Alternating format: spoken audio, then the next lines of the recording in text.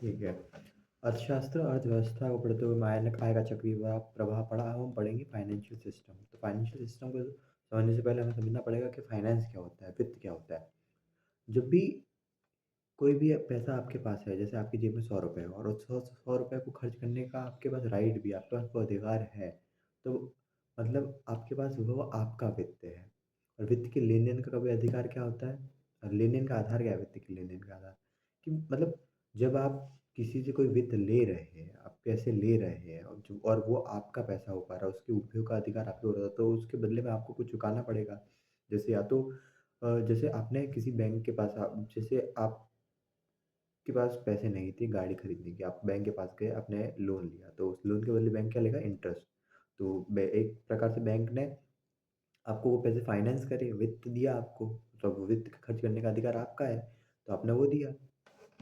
तो आप उसको बदले ब्याज को इंटरेस्ट दोगे, ब्याज दोगे, तो वित्त के लेन-देन का अधिकारी आपका ब्याज। या फिर ऐसा हो सकता है कि आपने जो पैसे लिए उसको आप कहीं निवेश कर रहे हो, आपने अपने दोस्त से पैसे लिए, उसने बोला कि ठीक है, ये पैसे लीजिए, मुझे ब्याज-व्याज की ज़रूरत नहीं है, बस तुम बता दो कि तुम जो ये इन्वेस्ट करोगे उसमें मेरा हिस्सा कितना है। तो फिर ये बात वो हो गई कि लाभांश कितना है, आप जो लाभ कमाओगे उसमें मेरा अंश कितना है। ये आप शब्दों को तोड़ते हुए आप ये समझ पाएँगे, ठीक है? तो वित्त का मतलब ये है जब मुद्रा के उपयोग का अधिकार आपके पास आ जाए, तो वह वित्त कहलाता है। और वित्त के लेन-देन का आधार क्या है? ब्याज एवं लाभांश, ठीक?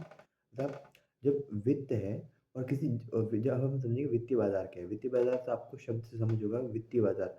वित्त से वित्त का बाज़ार क्या है? जहाँ पे वस्तुओं एवं सेवाओं का लेन-देन होता है, ठीक है?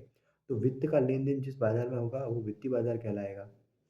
तो अ, वित्तीय बाज़ार से तात्पर्य है कि जब वित्त का लेन-देन जहाँ पे ज़्यादा है वहाँ से जहाँ पे कम है उस और हो। जैसे बैंक के पास पैसा हमने जमा करा और बैंक साख ऋण द्वारा उस पैसे से पैसा बनाती है। साख ऋण द्वारा पैसे को मतलब अपना लाभ बनाती है।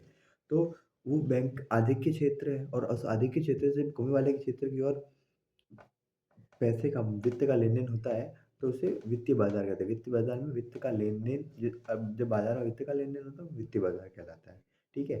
जैसे और उसमें वित्तीय संस्था है, बैंक वित्तीय संस्था है, उसकी भूमिका होती है, तो ये है वित्तीय बाज़ार, ठीक है? तो वित्तीय बाज़ार समझने के बाद हम समझेंगे वित्तीय बाज़ार के प्रकार क्या हैं, ठीक है? तो वित्तीय बाज़ार 2 प्रकार के होते हैं, मुद्रा बाज़ार एवं पूँजी बाज़ार। मुद्रा बाज़ार को इंग्लिश में कहते हैं मनी मार्केट और पूँजी बाज़ार को कहते हैं कैपिटल मार्केट, ठीक है? तो मनी मार्केट वो है जहाँ जो वित्त का लेन-देन ना अल्पकालिक हो मतलब 1 साल से कम की अवधि के लिए वित्त का लेन-देन हो।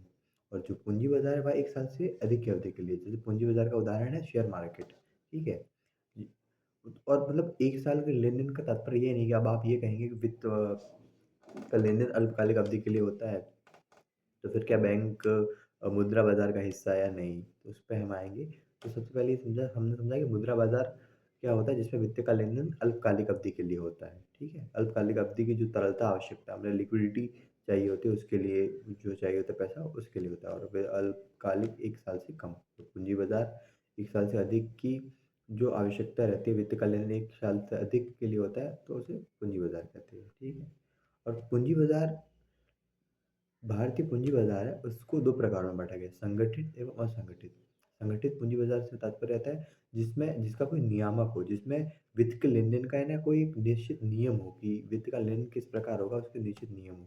वही असंगठित बाजार जिसमें वित्त का लेन-देन कोई नियम नहीं हो, जैसे साहूकार वगैरह जिनको कोई नियम नहीं है कि आप वो कितना ब्याज लेंगे जितना अपना पैसे पे, ठीक है? तो ये होते हैं मुद्रा बाजार के प्रकार।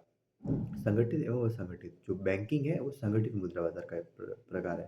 और आप बोलेंगे कि अगर बैंकिंग संगठित मुद्रा बाजार है तो उसमें कैसे 1 वर्ष से कम में गणना हो जाती है। आप बैंक से कोई भी लोन लेंगे तो आपको इंटरेस्ट रेट वगैरह जो है वो पर एनम प्रति वर्ष के हिसाब से आपको मिलता है। और यही बीच मान्य एक शब्द हमने सुना था कि तरलता। तरलता से तात्पर्य रहता है कि जब परिसंपत्तियाँ मतलब एसेट्स तो एसेट्स को समझेंगे पहले कि एसेट्स मतलब कोई भी वो दस्तावेज़ जिसके प्रयोग से हम कोई वित्त का अर्जन कर सकते हैं, तो वो है तरलता, वो है परिसंपत्ति। परिसंपत्ति किसी भी एसेट को, किसी भी परिसंपत्ति को मतलब कम से कम समय में, कम से कम हानि के साथ कैश में परिवर्तित कर सकते हैं, तो वो होती है तरलता। उसकी तरलता कैसी है? देखिए कैश की तरलता ज़्यादा है, गोल्ड की तरलता थोड़ी कम है कैश से। और उसी प्रकार हम प्रॉपर्टी की तरलता देखेंगे तो प्रॉपर्टी की तो और कम, मतलब कैश एकदम हमने हाथों-हाथ कैसे काम हो गया? गोल्ड कोई आदमी लेगा तो नहीं, डायरेक्ट कैश से हमारा लेन-देन होगा। तो कैश के लिए पहले गोल्ड को हम ले जाएँगे, क्या पता कितना हो, उसमें नुकसान कम हो वगैरह। वही प्रॉपर्टी प्रॉपर्टी को देखें तो वो एकदम तरल कम है, तो सबसे अधिक तरल रहता है कैश। तो इससे भी अधिक तरल गवर्नमेंट सिक्योरिटीज़ रहती है, और उसको उसके बारे में हम आगे पढ़ेंगे, ठीक है? तो ये हमारा था वित्तीय व्यवस्था। और वित्तीय व्यवस्था में वित्त क्या होता है? वित्त बाज़ार क्या होता है? वित्तीय बाज़ार के प्रकार कितने हैं? मुद्रा बाज़ार, पूँजी बाज़ार। और मुद्रा बाज़ार के 2 प्रकार हैं, संगठित एवं असंगठित, ठीक है? संगठित जो भारतीय बैंकिंग है, हम पढ़ेंगे बैंकिंग व्यवस्था को कल से, ठीक है?